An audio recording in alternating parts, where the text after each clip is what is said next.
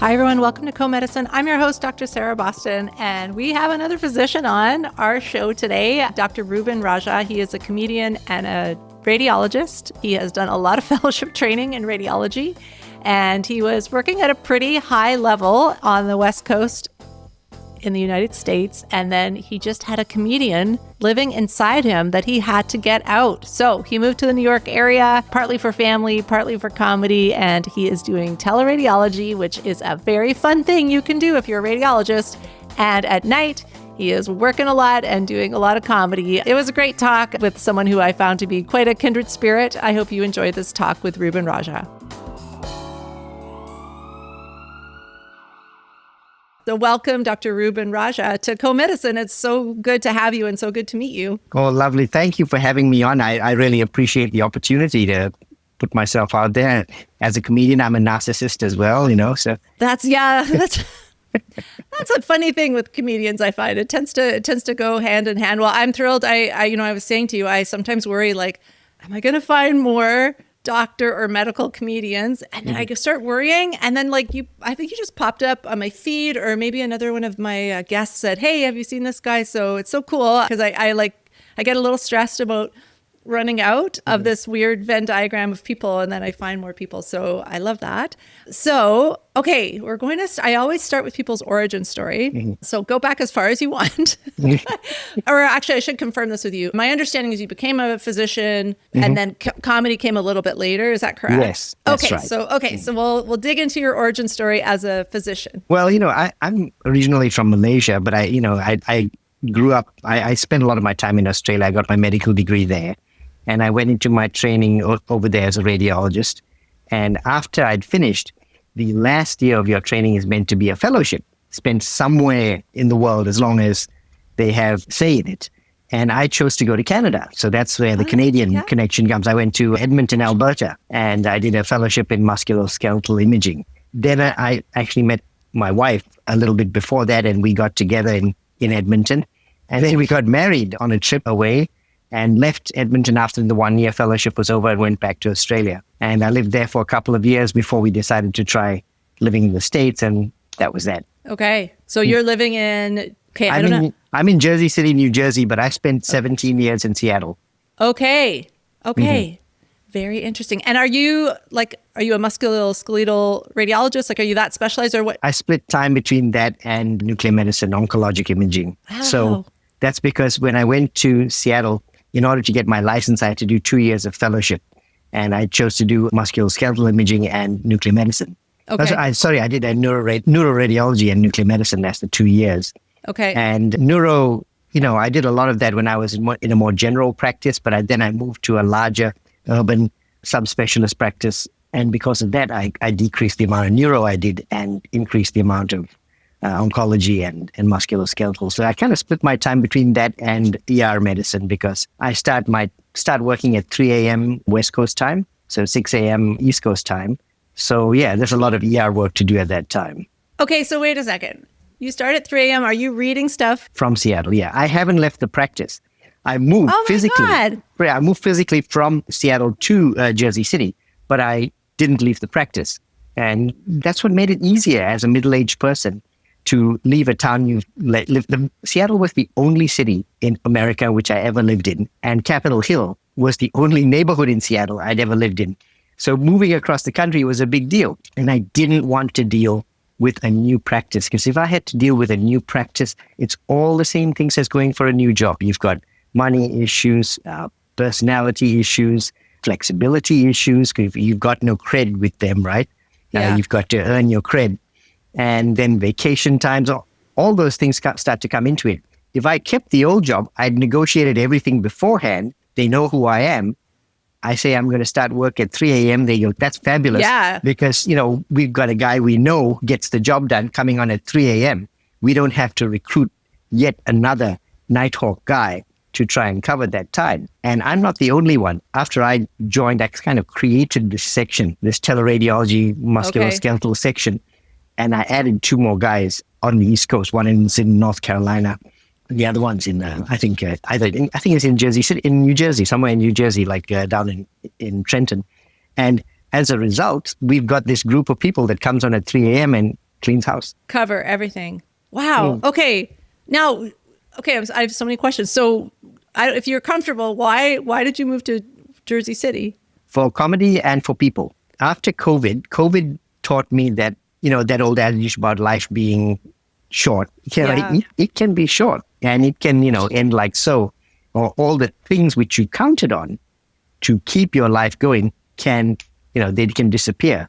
Okay. And I made that realization when I was sitting in my backyard in Seattle during the pandemic, and I was taking photographs of hummingbirds, thinking, this is how retired people spend their time. This is not much fun.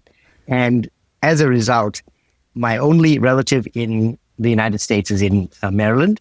And my wife's family, her extended family, her cousins are nearby in Jersey City. And wanting to do comedy as well, we decided that New York was the place to move to. And if you're going to move to New York, well, nobody wants to live in Manhattan unless they're super rich or super young. So it means Brooklyn or Bronx or Queens or Jersey City or Hoboken. And all the relatives are here, and means you never have to get in the tunnel if you need to drive out. So you live over here, you can have a nice apartment, you can have a car, you can have a parking space, you can get places without having to depend on public transport. And if you want to go into the city, which I do every single day, you just hop on the train and it's 15 minutes. Every day? Every day. Okay, we're going to get into all of this. Okay, this is amazing. Okay, well, I love that you made that move. It's a courageous move. You're kind of also fitting my description of radiologists sometimes, that they're home in their basement in their underwear reading. Not that you're in your underwear right now, people who can't see you, or maybe you are, actually can't see. But anyway, this is the joke. Like, I'm a specialist in surgical oncology, so you're kind of speaking my language with the musculoskeletal and nuke med. We don't do as much nuke med. I wish we did more, but that's very, very cool. So yeah, and I'm sure you image a lot of people with cancer, which I think is just a daily reminder that life is short and we need to do kind of what makes us happy. Okay, so I'm guessing that maybe comedy started for you in Seattle, if that... Yes. Okay. Yes. I think for me, the change was a lot to do with several years of marriage. I didn't have a great relationship with my parents, etc. And I think it kind of damped down a lot of my natural tendencies. I actually probably should be in something patient contact instead of radiology, personality-wise. Really? Okay. Yeah, but in terms of flexibility, I loved being a radiologist. Yeah. It gave me the chance to do this. And after I entered comedy via the University of Washington's, what did they call it again? Experimental college, basically nighttime and weekend classes in things like voiceover and acting and stand-up. And I did a 4-lesson stand-up course. And the 4th lesson was bring a show at the old Comedy Underground in Seattle. And that's when things got started, because I really killed it. That's it. Again, ego has to be up there. I'm a comedian in the end. And I had a really good show. And a few of the people that I finished that course with, they decided to get a group together and put on a show every couple months at the Comedy Underground. And we invited our friends. And, charge them $5 and the house gets the drinks, and they loved it. And I got better and better. I started to do that. A few pros invited me to go on tour with them, which I couldn't do because I was, private practice and that kind of thing. And it petered out as a result of just pure exhaustion. I just couldn't, I couldn't work. When you start as a specialist, there's all these things that come in on you, your relationships, how credible are you, etc. And that's a lot more stressful when you start working than when you're, 15 years in. Yeah. It was just too much for me and I couldn't keep it up. But otherwise, I would have kept going at that time. But, it would have been limited in Seattle. Seattle's a smaller market. I would have probably peaked out there within 3 or 4 years. And then everybody who peaks over there wants to move to LA or to New York. Yeah. So I guess I just let it all fall away, and then the pandemic just brought everything back. I have the performer in me. I like performing. I did a little bit in high school and I did nothing after that. But it was always there. And I found, if you don't give the performer an outlet, he starts to appear in different places. I have this this joke that I tell. I say, it's great being two people, a doctor and comedian, as long as the right guy shows up for the right job. Right. I went to a hospital leadership meeting. They said, "Doctor, do you have any interest in breast imaging?" And before I could answer, the comedian yells out, "Hell yeah, buddy, I love titty pics." And the thing was, I actually said something much milder than that at this hospital leadership meeting once. They said, "What interest do you have in developing breast imaging?" I said, "My only interest in images of the female breast is purely recreational." So, it's not the best thing to be humorous. Right. Doctors just aren't humorous people. Yeah, it's funny. How did that go over? Not very well, it happens to me too sometimes. Like, there's moments where I'm like, I'm sorry, you just left that wide open. Like, I don't know what you, and they're like, did you actually just say that? I was like, yeah, I'm sorry, it was right there. Like, I'm going to say it, I don't know. But yeah, you're right. The right person has to show up for the job. So you I guess you said kind of for people, but you just decided, okay, let's do this. So how did you, did you start getting back into comedy and move to the New York area? Or were you just like, yeah, here we go. Like, we're going to go to New York. Yeah. No, it's actually a good story. So for starters, teleradiology is new for me. I only just started that when I moved to here. Before that, I was medical director. I've been medical director of every single department I've ever been a part of. So that's where the personality type kind of comes out. And, because if you have a lighter air to you, it's good as a radiologist because you need to get along with all these people. And what happened was my wife was insistent. She said, we went to a Dave Chappelle concert at the new Climate Change Arena in Seattle just after the pandemic. And she said I looked miserable towards the end of that thing because she said all the openers, you could have been as good as the openers. And apparently I looked very miserable. And she just thought, okay, this is ridiculous. You've had this thing in you all along and it probably needs to come out.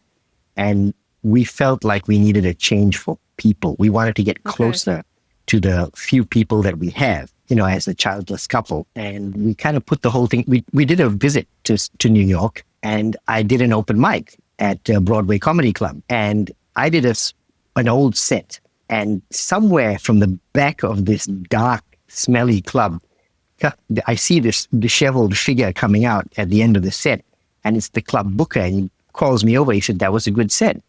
Would you like to come and perform at what he calls industry night?" Awesome. I thought, oh my God, I've been discovered. This is fantastic. This is amazing. Yes. Sorry, Turns out, they do it every Friday, and you have to bring 5 people. There's 20 new comics every single week, so it's, it brings you back down to earth. But I did do well enough at that one for him to invite me back for another one. And then on the back of that, we decided to move. Okay. So you're like, you had enough signs, I guess, from the universe that, this is something I want to keep doing. I love how you keep saying like it's just in you, because I feel very similar to that. I feel like you're a bit of a kindred spirit because I'm a very reluctant leader. Sometimes I end up like, why am I head of this department? I did not ask for this, but it just kind of happens. Yeah, it's like, I don't know. It's just sometimes in your personality, right? And then also I think the comedy is something that it's coming out. Like so you might as well just embrace it because it's happening. Like you might as well just find a way to, it's a perfect outlet, I think is the best way to say it. Like, this is my outlet. So anyway, I love that. I feel that really resonates with me a lot. Now, we're not going to say, I guess, your real surname, right? We're gonna stick with Ruben Rajah because that's what I use on stage. Rajah is actually an old kind of family type name, dates back to my grandparents and that kind of thing. So I use that because it's kind of catchy, Yeah, it sounds good. I agree. Yeah. I agree. It sounds good. It's memorable, but it's also doctor. So you let people know.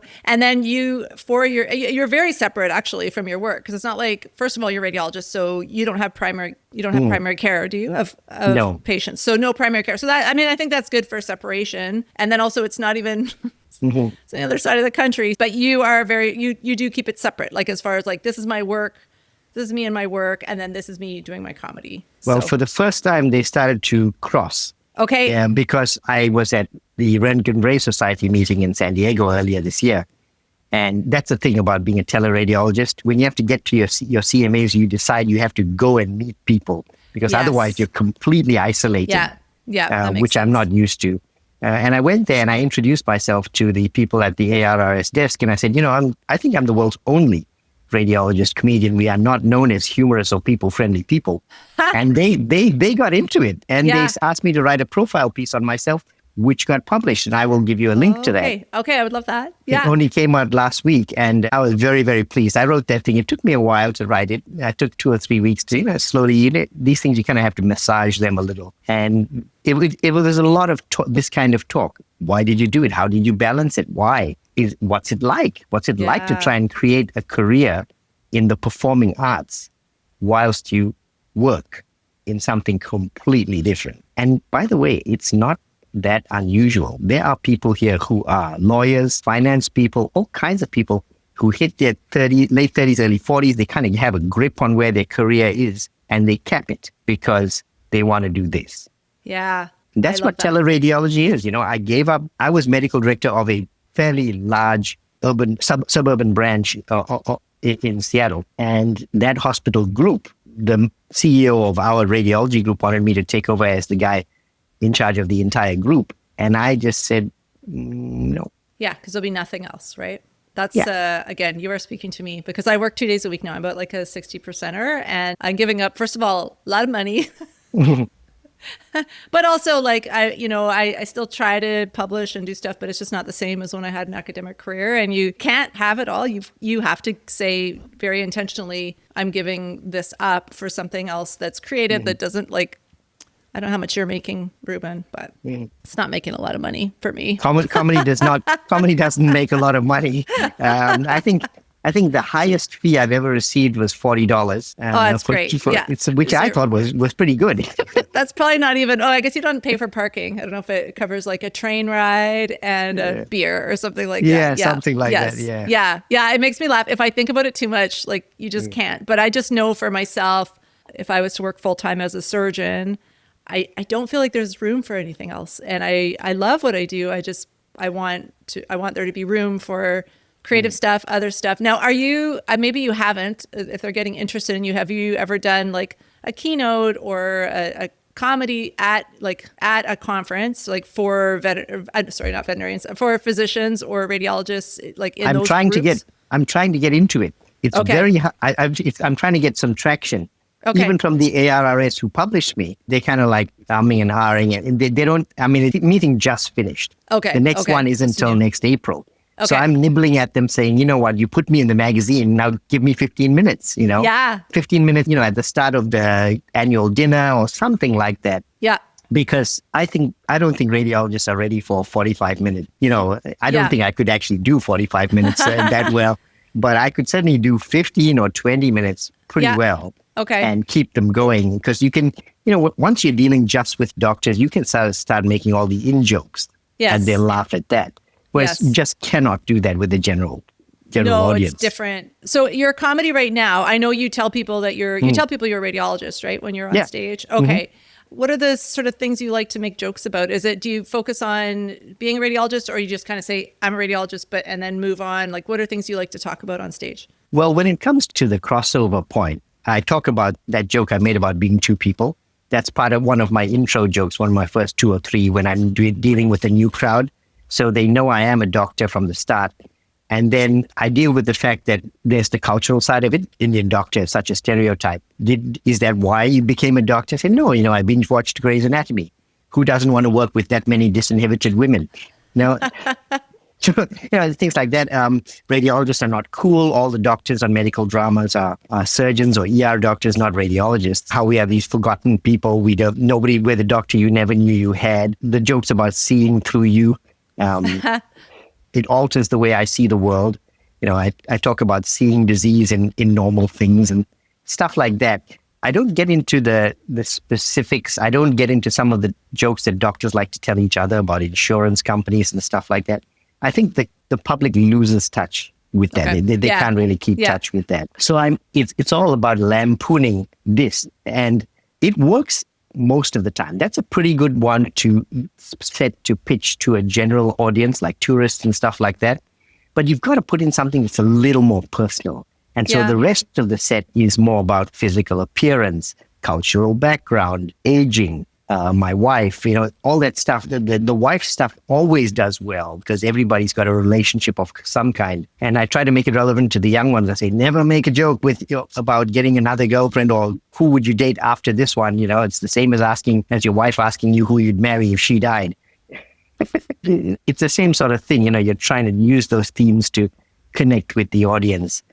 Whereas if you talk about radiology, it makes me unique, but sometimes the audience doesn't get it. Yeah, do you ever find, I don't know if you're on a string of shows and like you're a professional, you're a doctor. I don't know how to ask this question, but I've sensed this sometimes. I'm like, should I have told them I'm a veterinarian? Does it separate me? I've had experiences on shows where I think I won a competition and I won something like $50. Like, I'm not trying to make you feel bad, Ruben, but I won $50. And, and then I think the announcer said, she's the one who doesn't need the money and she won $50. And at the time, I have to admit, I sort of slipped on this, but at the time when I first started doing comedy for the first few years, any money I made, I donated to Jane Goodall because I'm obsessed with Jane Goodall.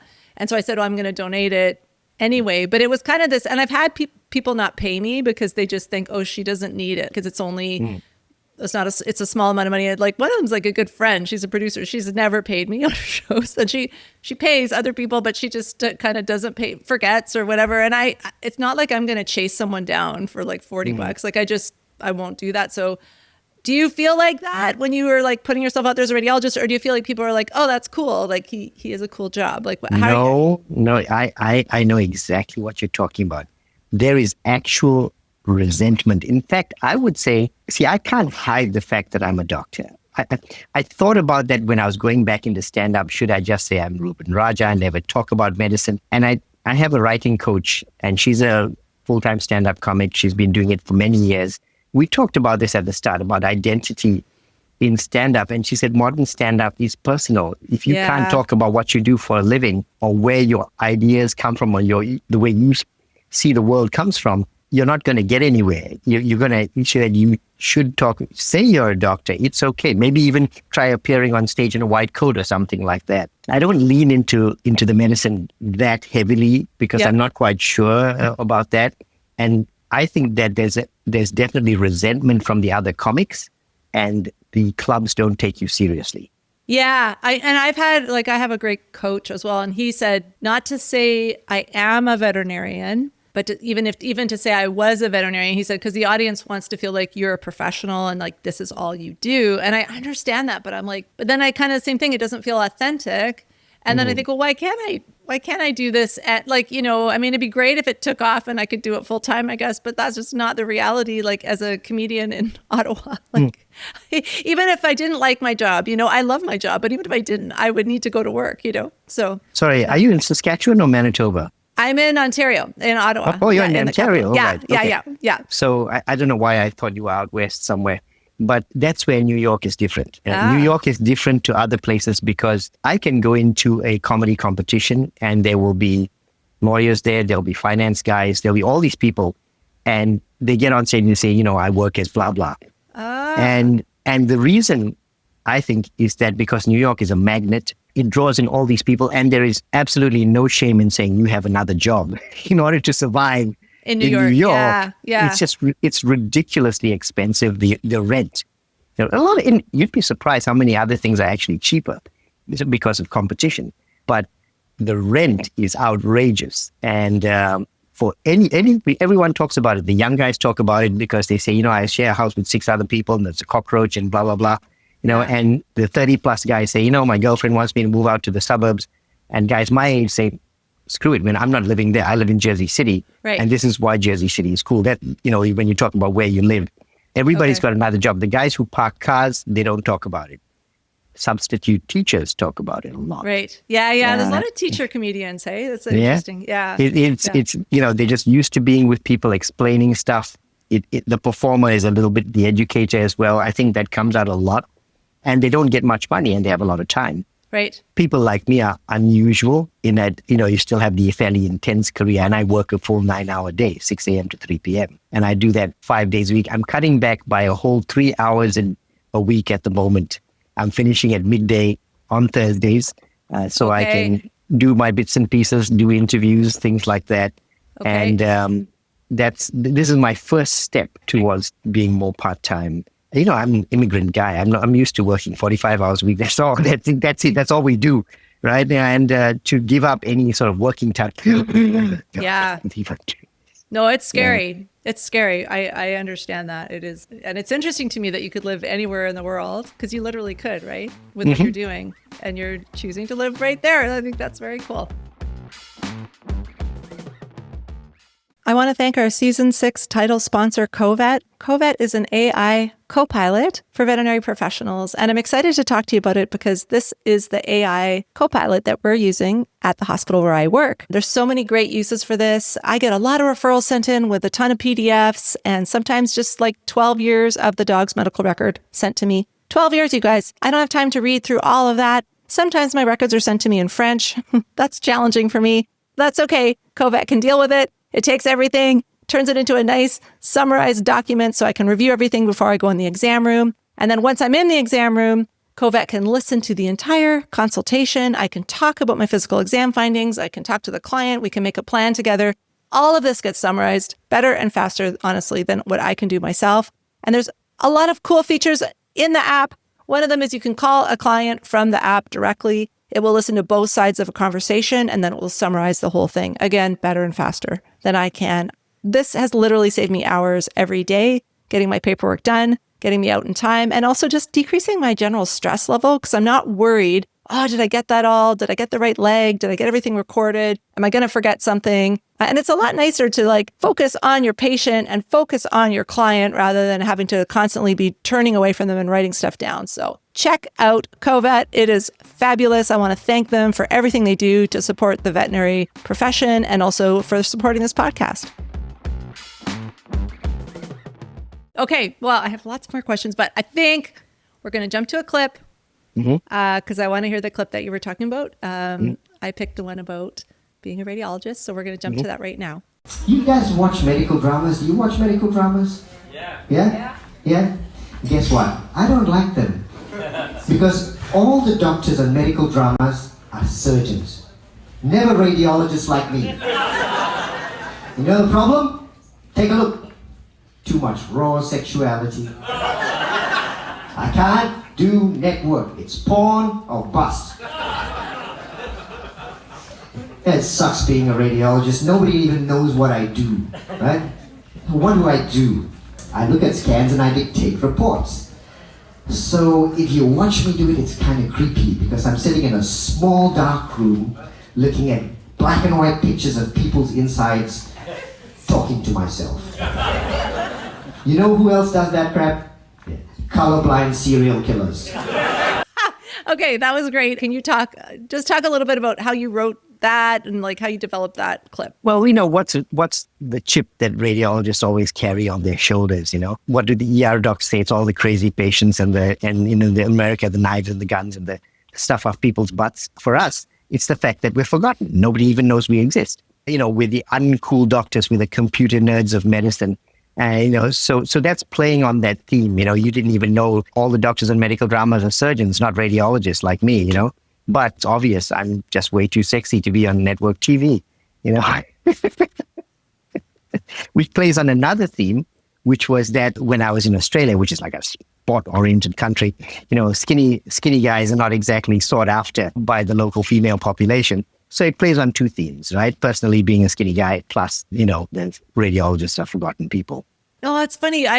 Sometimes, at least my own journey, of becoming a surgeon, I was very interested in radiology. And I think from a lifestyle perspective, just the fact that you can live anywhere in the world and interact with people or not. And then that separation from, in our case, it's clients and direct patient care. For you, it's direct patient care.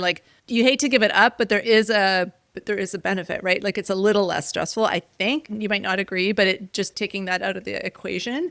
Anyway, but I didn't pursue it because I was really bad at horse hoof anatomy. So yeah, that's interesting point you bring up, right? I liked anatomy, I liked pathology, and both as subjects. And back in the day, I was a less people-friendly person back as an intern. I had a lot of other challenges in my life. And I became a radiologist because I wanted to have a transportable career, be able to move around and not have to rebuild a patient base. But the things that actually came to count later, I didn't realize. It's not until later that I realized when surgeons would come to see me to look at stuff, they go, how do you do this? Make decisions, every couple minutes. Yeah. We don't do that. We talk to patients, we interact, we gather information, then we explain stuff. And then, when we go to the OR, we make a decision about what we're going to do, how we're going to do it, what our endpoints are, what are we watching out for, all those things, that a surgeon does when they plan and perform a surgery. Whereas radiologists sit there and by sheer weight of volume, sometimes I've done 220 cases a day. It's decision. And I didn't realize that was so different to how other doctors think and work. And I realized why. At the end of 9 hours, most people, the brains are just shot. Yeah. And the only reason that it's easier now is simply because I've been doing it for 20 years, Right. So, are you finding doing telemedicine now, I don't know how much you interacted with doctors, but we don't have a radiologist at the practice where I'm at. Mm-hmm. And so I've worked both ways. But there's an in-house radiologist that I can just walk down the hall and be like, hey, can you look at this with me? Or it's right now I work a lot with one radiologist who is amazing. And she's my friend, so I can text her and be like, hey, what's this? Or what about this? But there's telerad companies where you don't necessarily know the radiologist. You don't have any relationship with them at all. And sometimes you don't agree with them, or it'd be nice to have that conversation. Have you lost that, or do you still have it because you were at the same practice and those doctors know you? I think I've lost it a lot. I was the point person. As medical director, as a guy who straddled the largest departments, oncology was a huge part of that hospital, general surgery, ER. These are the guys who came and talked to me all the time about making difficult decisions, and they come to rely on you and they say, we know this guy's name, this other guy, we know he's good. But the point we're trying to make, can you address that more clearly than he has? Because otherwise I'm going to have to call him and then have a half-hour discussion. He's going to have to reopen the case. And so I put it all together and I sit down with them in a meeting and we make decisions for the patients, tumor boards and things like that. Yeah. I have lost that. Okay. I have lost that. Definitely. That's what I talk about. I talk about, forcibly plateauing yourself out. Yeah, I love that. I've done very that. Interesting. I've forced the plateau. Very foreign concept for me. Yeah. But I really felt like it's now or never. I am in my 50s. If I didn't do it now. Yeah. No, this is speaking to me. I didn't want to be, I think the reason I pursued comedy like I did, I didn't want to be 60 or 65 and be like, I was really funny. I could have done that. It was like, I don't like when people do that. It's like, well, why didn't you didn't do it? And then whatever it becomes, but you don't want to have a regret or be annoying and tell people I was good. I was funny, So I that really speaks to me. But there is I think for me, I don't know about for you, but there's a little bit of a sadness too. That's I've given up something, I've had to give it up because I can't do everything. So I think, I've probably got 10 years on you and I'm okay with it. Yeah. I'm okay with giving it up. It was just daunting as a new way of thinking, as a career professional, culturally, mentally, that's all you really think about. And for me, I always yearned to do something else. Okay. And to go and do something completely different, like performing arts. That's the best break. I'm glad that I have something like radiology that I've capped it off. I've learned to, sometimes, it's hard. You have a tough day making difficult decisions and you hit 3:00 and your brain's kind of shot. But what I do is I don't even shower in the morning. I just brush my teeth and clean myself up a little, have breakfast, start working. So 3:00 comes and it's a whole change. You get into the shower, you wash it all off, you shave only at that time. You kind of, you're a new man. Clean, yeah. New name. Then you're out. Yeah. I love that. So, that's fantastic. Yeah. Okay. You said something I wanted to follow up on. You said you're going into New York City every night. Mm-hmm. Every night? What is happening? Well, maybe 4 or 5 nights a week. Okay. That's a lot though. That is huge. Yeah. So what do you, and that's all for comedy? Yes. Okay. Tell me about that. I want to know exactly what you're doing. To develop as a comedian, you have to do open mics, to develop your network, to show what you're doing. And in my case, because I have my own show, to recruit people for my shows and to screen them out, decide whether I want to put them on the shows. I go out and I perform, and that's me getting my reps out. It's it's the gym. Got to work out regularly in order to get anywhere. And I go to for most of the last 3 years, I've just gone into New York, done open mics at different clubs, made contacts. The other comedians know who I am, but lately I've started on Tuesday nights driving out to a club in New Jersey to do the same thing. Okay. But yeah, that's what I have to do. So that was, that's quite a process when you've never done it before and you're new to New York. I think it was November of 22 when we finally completed the move. And I'd been doing open mics in Seattle for about 6 or 8 months at that stage. To come to New York and actually have to find the place by foot in the middle of winter was pretty sucky. But, it's part of the growing process, right? It's part of getting used to it, of being a comedian. Yeah. And does your wife come with you, or does she? No, like ever? She does not like stand-up. She helps me produce my shows, and she's called the Reluctant Producer. Okay. So you can find her on Instagram at Reluctant Producer. Oh, that's really what she is. Yeah. Okay. She just said, gosh, I don't like doing this. And she started branding herself as Reluctant Producer. And so now we're both kind of into it, but she's into it only on the production and business development level. And I do all the creative stuff. I find the comics. I choose which shows to put them on and things like that. Yeah. Going into New York every day is demanding time-wise. Your diet sucks because, I've been working 6 a.m. to 3 p.m. snacking on trying to snack healthy. And then you go in and you have a large meal at 4 p.m. and you're trying to eat something halfway decent so that you don't, shoot your cholesterol up. And because you're a doctor, you know about these things. You have to eat healthy, Ruben. You image people's. Oh, you probably don't. It's not really what you do. I was going to say you image people's coronary arteries, but you have. I know you have at some point in your career. Okay, so tell me. I don't know if it's a show or shows, but tell me about the show you've gotten into producing. Tell me about that. What club is it? What are you doing? What's the concept? I wasn't getting any stage time. It was hard to get the comedy clubs to take me seriously. And even though I could tell that I was getting strong enough to be on general shows in Manhattan, because when I did get a few, I would kill it. I said, okay, the only way I'm really going to get anywhere and to make contacts, to get to know people, is the best thing I could do is start my own show.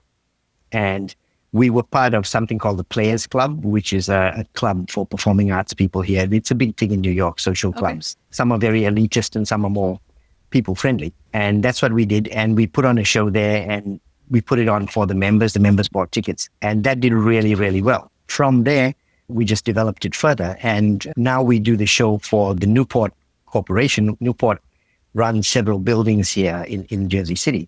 It's actually considered part of Jersey City, Newport.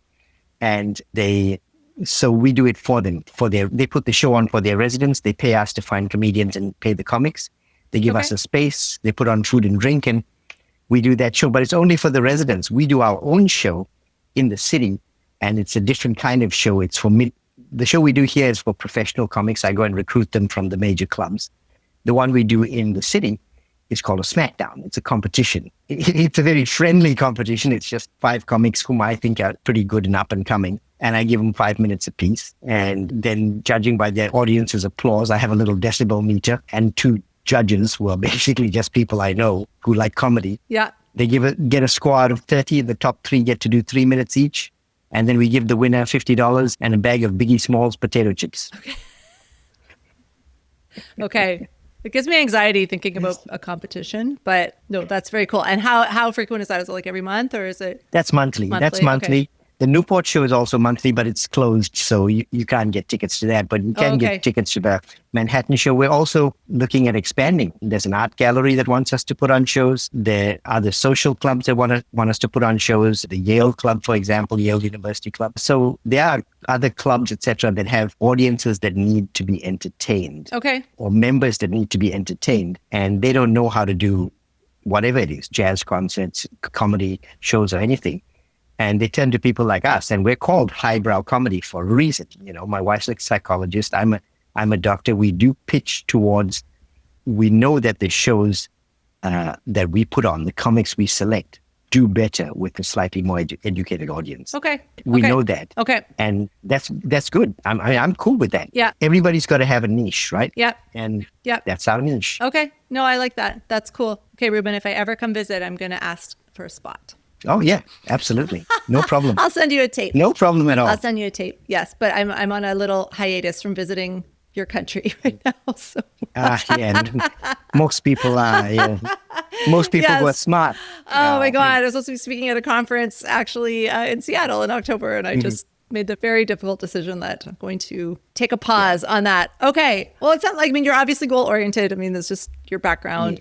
And you talked a little bit about this, but like about wanting to be more like at conferences and corporate events, but like, can you talk a little bit more about your goals and kind of like where you're hoping to go with that? Well, we talked about money, and I would like to be able to bring down the amount of radiology I do, because I think it'll extend my longevity within the profession. Yes. Because as far as I can tell, nobody retires at 65 anymore. I mean, the whole concept of retiring at 65 and then dying at 95, everybody's going to run out of money, right? You're not going to be able to live for 30 years off 30 years of earnings. So I want to work till I'm 75 or 80. Wow. Yeah. My father worked till he was 73. So I think our generation will probably go till we're 80. And I can't see myself being able to do that 5 days a week in radiology. I need to bring down the amount of radiology and put something else in that gives you that fresh spark, something different. And that's what I'd like to do. So conferences is one way I'd like to actually get into the conference market. I'm completely unique. How many radiologist comedians are there? Yeah. None. Yeah. And as a radiologist, I can go into all the different specialties and have something to say. And they'll know because they've related to a radiologist. Right. It's not like going to an orthopedic surgery meeting and then talking about being a cardiologist or something like that. It's different. Yeah.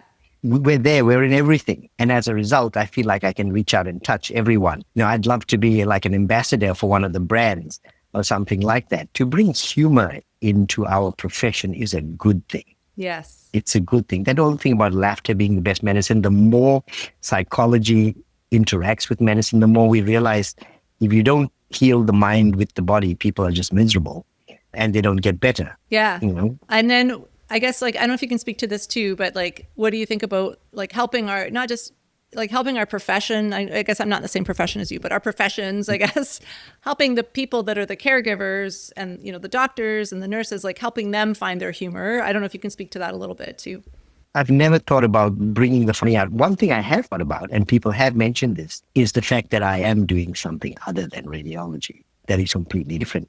Some people say, you know what, listening to you makes me want to go back out there and play the guitar again, or something like that, to rediscover this other part of them that is dormant, which really would feed their soul and give them longevity as professionals. So, because I think a lot of doctors are burning out. The demands, the whole financial setup, the demands, it's all changed, and people are really fizzling out their mid-50s, which we can't afford. They can't afford it financially or psychologically, and the profession can't afford it manpower-wise. Yeah, I know. I think it's a really good point. And that, I always wonder who's out there listening to this podcast, but it's a lot of healthcare professionals. And I always think like, even if they don't get into comedy, I don't really care, but I would just love to know if people are like picking up the violin, going back to writing, whatever, painting. Oh, I used to do that. I used to love that as a kid. And I think a lot of the medical professions, we lose that. It's almost like I don't even know if it's stamped out of us or it's just not a possibility. Like you can't become a veterinary surgeon or a radiologist and have that whole other side. It's just like, there's just not enough time in the day. And so you kind of have to let it go. And then it's a question of like, can you bring it back and can you nurture it? That's the challenge. That is the challenge. Yeah. And I do that on a daily basis to get into the open mics and stamp out the other guy who thinks in black and white, literally. And 256 shades of gray. To put that guy the genie back into that little bottle, bring him out again at 6 o'clock tomorrow morning and bring the other guy out. I call it shift change. Yeah. It literally is for you. Okay. I just want to throw out a pitch for your stand-up special, Ruben. I think you should call it 256 Shades of Gray. Yeah, I would. I'd love to have a stand-up special on Netflix or something like that. Yeah. I like coming up with names for Netflix specials. So I'm just giving you that. That one is for you. Do you think, like, we talked about this, like awakening that side of yourself. Do you think working on your creative side, does it help you as a radiologist? Have you felt that? Or do you think it's just separate things? It's not like I have patient contact. Okay. Yeah. Patient contact would be different. Okay. I am a non-contact doctor. And if anything, it helps me silo. I become more like a traditional radiologist doing time. It's like I let all the monotone, the black and white thinking, the left brain thinking, I get it all slips into this part of the day. Okay. And the other guy just comes out, because that's what we were talking about, right? Keeping them separate. Yeah. Because we don't want them necessarily mixing that much. Yeah, because that guy says weird stuff sometimes. We got Yeah. So, like Okay. you let him play. I mean, I hang out with people who are young enough to be my kid. They're 25 to 30 Same. years old. Yeah. They teach me about all kinds of shit. And I go, okay, well, Yeah. this is how parents feel. And then I start making jokes that's relevant to them, Yeah, that's hard. It's a lot of eating ass. It's a lot I hear about that a lot. I am just like, I'm not on board with those jokes. I'm sorry. I'm like, No, the dating like, apps, the porn, yeah, the fact that 25-year-old men are supposedly impotent today. And I was like, God, when I was 25, you couldn't stop me, And today that's a new one for me. I don't know that. Okay. Well, you've been really, really generous with your time. And I know time is valuable to you because you're doing so much. So I am down to my last couple of questions. You kind of answered it, but I'm going to make you answer it anyway, because these are the last two questions I like to ask people. If you could stop being a radiologist and be a full-time comedian, now your income doesn't change. So it does not affect anything to do with your income or anything like that.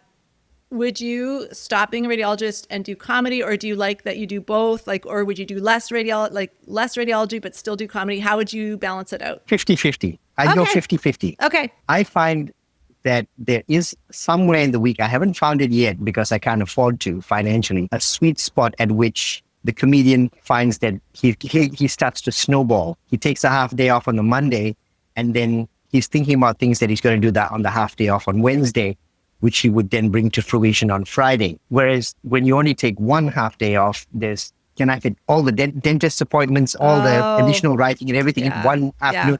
And so you start having to budget out your time. And it's because of the kickover, right? The changeover mentally at 3 o'clock, that gets hard. So I would go 50-50. Okay. I'd go 50-50. I'd probably work full days on Monday, Wednesday, and Friday or something, and take the other time off. This is my life, Ruben. I'm telling you, you can do it. You might have to move to Canada, but you can do it. It's working for me. I say it's working for me, but it is hard to fit everything in. It's weird. Like I work basically Monday, Tuesday, sometimes like Wednesday morning. I do a little bit of on-call, not very much. I don't like being on call. And the rest of the time I'm trying to focus on creative pursuits, but life sneaks in all those dentist appointments and all those things, and then they pile up on your days off. So it's challenging for sure, but I think I have a lot of admiration for what you do. I literally have I refuse to do shows on days when I'm working, because it's partly because I'm scared I'm going to get stuck at work and I'm going to disappoint someone, but I'm also I can't do that context switching that you're doing, where I'm just like, okay, I'm not a surgeon right now. I'm going to go. I have done it before, and I just find it, for me, it's too hard. I just don't like it. I'm like, and I like to be at work and just be like, oh, there's an emergency here. Great. I don't want to be like, it's a little different than you, but I don't want to be like, I can't cut that case, or I can't help this ER doctor because I have to go do a show. So I guess that's where I separate it. But then I don't separate it in that I think the creativity helps me as a surgeon, helps me interacting with my clients. So anyway, that is interesting to me. Okay, we're at the last question. I don't know if you know this is the last question. I should have probably prepared you if I didn't. But the last question I ask everyone, we're in season 6, Ruben. Been trying to get Dr. Ken Jeong to come on Co-Medicine for 6 seasons now, and still not going great. But you're a physician, you're a radiologist. Sometimes radiologists are a little bossy with doctors, so that might be at our advantage. Could you please invite Dr. Ken Jeong to come and be a guest on Co-Medicine? Say, Ken, you are the OG. You are the messenger for a lot of us. You showed us that it could be done. And I think a lot of your former profession mates could certainly do with a little inspiration from hearing you talk about. I've heard him talk about the changeover point at which he decided he could go into acting and leave medicine behind. I think a lot of people kind of need that now.